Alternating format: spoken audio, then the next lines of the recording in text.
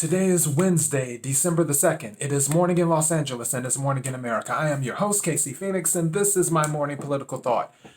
Honestly, there aren't really that many things for side news stories. I'll talk about a few things. One thing that came to mind is the Amistad Project. I'm I don't know how to feel about that because the the witnesses, it's just weird to me that someone would take ballots from New York. I believe it was Bethpage, New York, into Lancaster, Pennsylvania. But regardless, ballots from New York to Pennsylvania. And a red flag didn't go off. A red light didn't go off. Something didn't say, hey, why am I taking ballots to another state? That's just weird to me. And I'm not saying that he's not telling the truth. It's just weird. So that happened. And for those who don't know, long story short, he took it to Pennsylvania. He couldn't, and then when he went back to pick up the trailer was missing. So obviously the ballots were taken, and he didn't have any type of receipt. He was saying that he had asked for a receipt or something to that effect to make sure that he got paid, and other things that happened. It was just an interesting situation with that. There was one gentleman who was talking about things that had happened during the election, and saying, he had said to the effect of that he's not a Democrat or a Republican. He didn't vote for Biden or Trump. And I thought that was good. That type of person is a very good character witness. I have seen that. As for other things, news, there isn't a whole lot of news that is truly happening right now. Nothing breaking. I mean, obviously there's anonymous sources stuff, and that's the usual. We've been dealing with anonymous sources and speculation and all the stuff throughout the entire presidency of President Trump.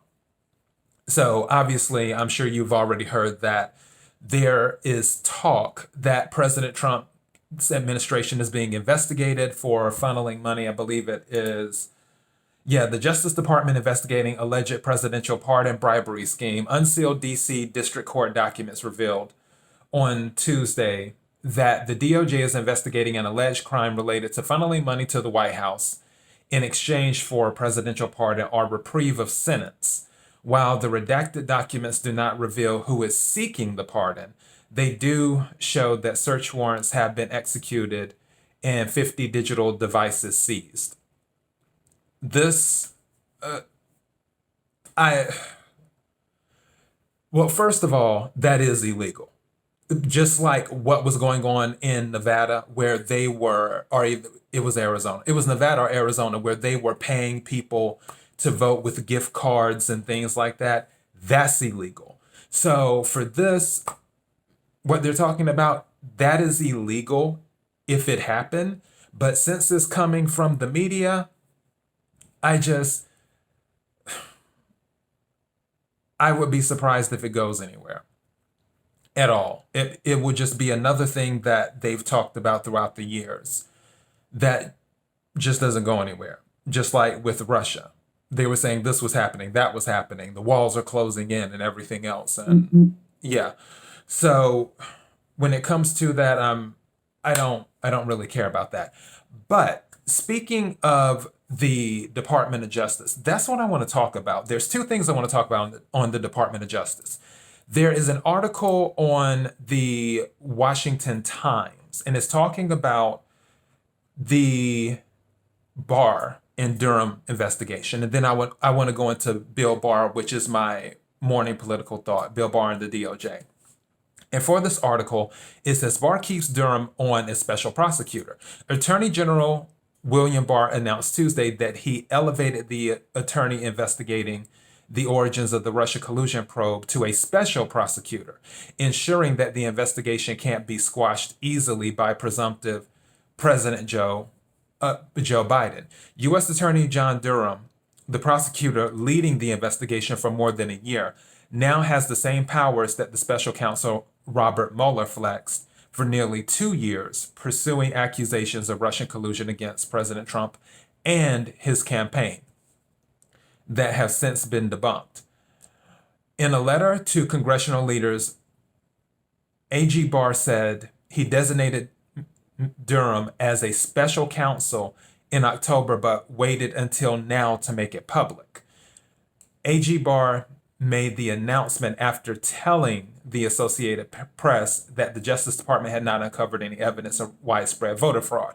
And that is not correct. The AP twisted his words. I'm going to jump to the Epic Times right quick on this. The Epic Times, DOJ not done investigating election fraud, spokesperson says. The DOJ issued a statement on Tuesday in response to the backlash from an article by the Associated Press, which quoted Attorney General William Barr saying, "To date, we have not seen fraud on a scale that could have affected a different outcome on the election.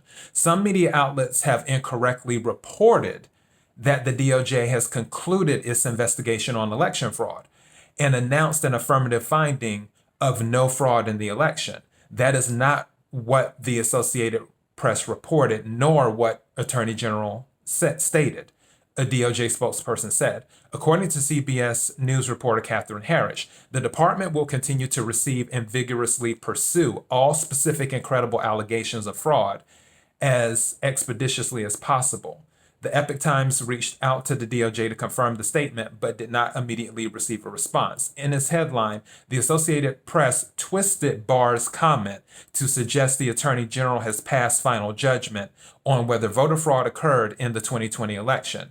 Disputing Trump, Barr says no widespread election fraud, the wire service reported.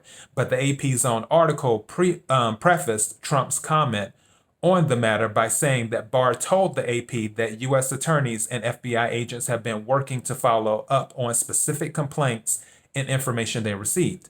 Attorneys for the Trump campaign issued a response to Barr's comments, underlining that many witnesses they are working with have not been contacted by the FBI. With all due respect to the Attorney General, there hasn't been any semblance of a Department of Justice investigation. We have gathered ample evidence of illegal voting in at least 6 states, which they have not examined. We have many witnesses swearing under oath they saw crimes being committed in connection with voter fraud. As far as we know, not a single one has been interviewed by the DOJ.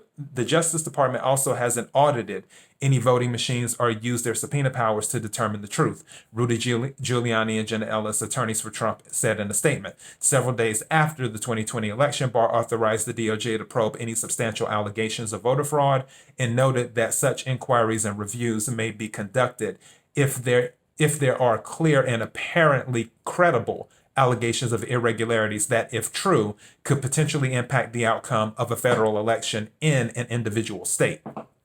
Okay. That was a lot. I gotta take a sip of my lemon water. Okay. Okay, here we go. Now, with all of this is being investigated. As for the Durham situation, I honestly believe that worst case scenario, if there was a President Biden, Durham being a special prosecutor won't mean anything. Even though AG Barr elevated his status to special prosecutor to make it harder to get rid of him, it still won't mean anything. And the reason it won't mean anything is because for 2 reasons. There's 2 reasons to that. First of all, the media will cover for him. That's number one. So that's whatever. The media is going to cover for him regardless. Just like with the whole ankle situation. we didn't know about it until almost 24 hours after it happened. If something like that happened to President Trump, we know about it within seconds. That's just the way it is. So that sadly, the media, or not all of the media, but most of the media, because like I said before, 80% of the media are registered Democrats, for those who may not know that. Most of the media, mainstream media, is on the side of the Democrats. So whatever happens, they're going to run cover. They're just the propaganda arm. The other thing is that Joe Biden won't be in office that long anyway, if he was in office, because more than likely Nancy Pelosi will find a way to get him out if she's still the speaker and get Kamala in as the president, which I don't know if Kamala were to get in as the president, who her vice president would be, maybe Hillary Clinton, but then that's a whole another bowl of wax right there. I don't see, because yes, special prosecutors are harder to get rid of, but if you have the media running cover for you, and if you have the main person who was affiliated, because Joe Biden knows some of the things that went on with the Russia hoax because he was part of it, because he was part of the setup with General Flynn, with President Obama. And with being in the previous administration with President Obama, there's a lot of things that Joe Biden knows. He may not be able to remember everything, but there are some things I'm sure he does remember. And if you move him out of the equation, Kamala is just kind of like, eh. And even if the special prosecutor were to deliver the goods, unless people are indicted and convicted, because somebody can be indicted, but a conviction is a totally different thing. Where, okay, you've been charged, but will you be convicted? And in DC, and that's another reason why I mentioned before, and this goes to Bill Barr. I still don't have a bad feeling about Bill Barr. I don't. I know a lot of people are going in on him, and I'm a little bit annoyed myself with the DOJ, but Bill Barr, the individual, I still don't pick up a bad feeling about him. I just feel he is old school. He's old school. The rules are the rules. I mentioned that before. In one of my episodes, I have a feeling Bill Barr is livid when it comes to the whole Russia hoax and everything. Because Bill Barr is, straight down the line, by the book. And it's not about the president, whether it's President Trump, whether it's President Biden, whether it's President whoever. It's about the office of the president, which is bigger than an individual. And with this investigation, it's been moving slowly. But also you have to remember, this is happening in DC. So anything that happens in DC, it has to be pretty much perfect. If it is not delivered perfectly, wrapped up in a bow, it's almost impossible to get a conviction. It's almost impossible to get a conviction. So that is another thing that plays a role too. And there are so many moving parts with the Russia hoax. And then in addition to that, and Sidney Powell had brought this up, and people were saying that Sidney Powell the statement was issued by the Trump campaign saying that Sidney Powell wasn't part of it because, and this was speculation, because President Trump was considering pardoning General Flynn. And if he would have pardoned General Flynn while Sidney Powell was considered on the legal team, it would have looked suspect.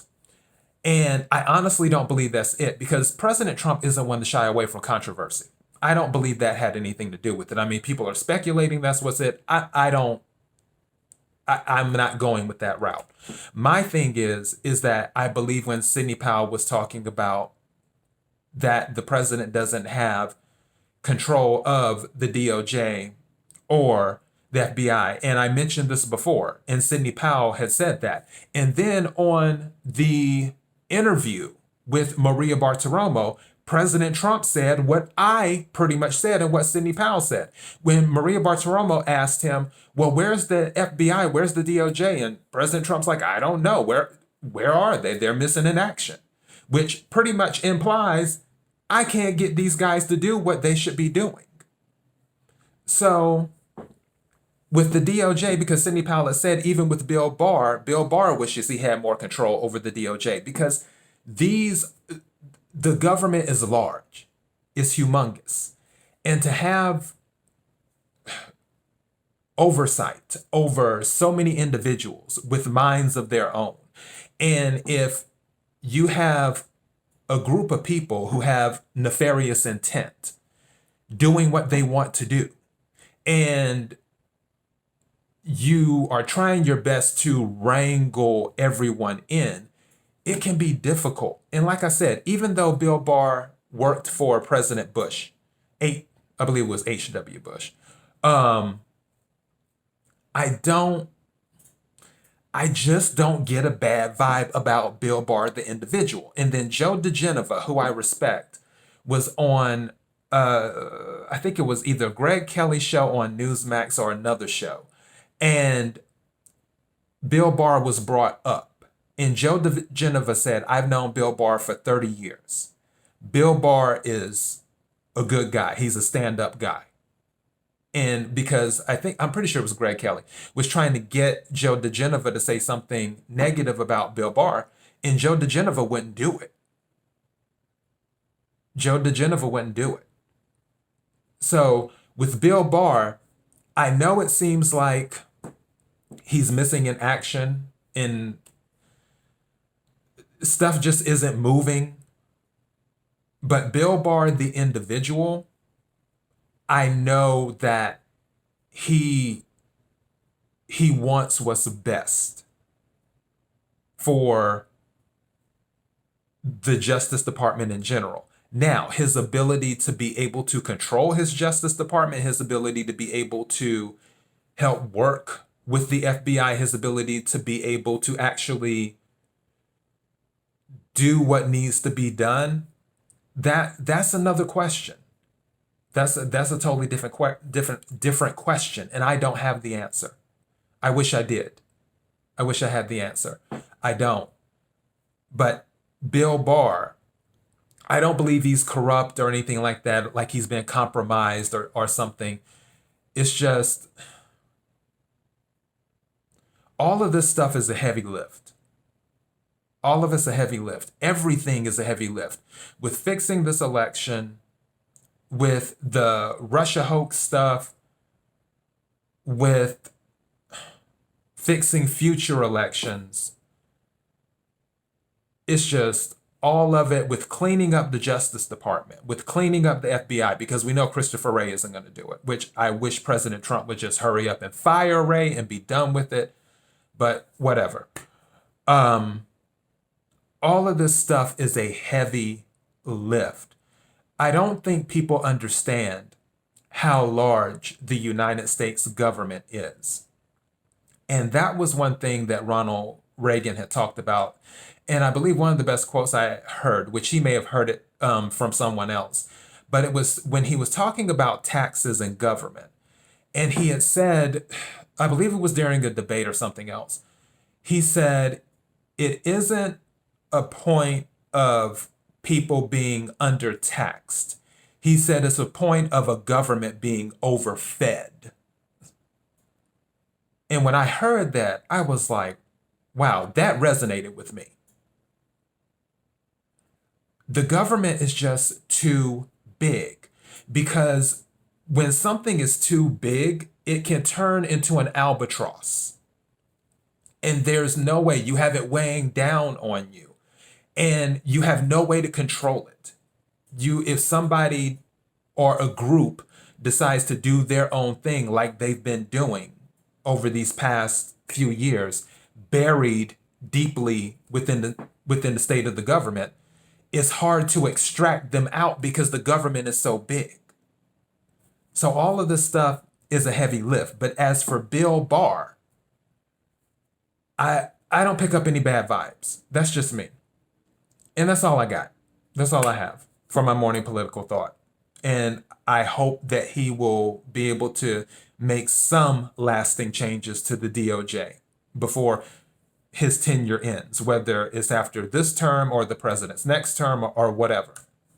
But yeah, thepurpleelephantshow.com, main podcasting platform. The Purple Elephant Show on Instagram, now uploading on IGTV as well, which is awesome. And The Purple Elephant Show on Parler, the free speech platform. If you're watching this on BitChute, YouTube, or Dailymotion, don't forget to hit the subscribe button followed by the notification bell. That will let you know when I upload new videos. And yeah, that's all I have. Until next time, be blessed.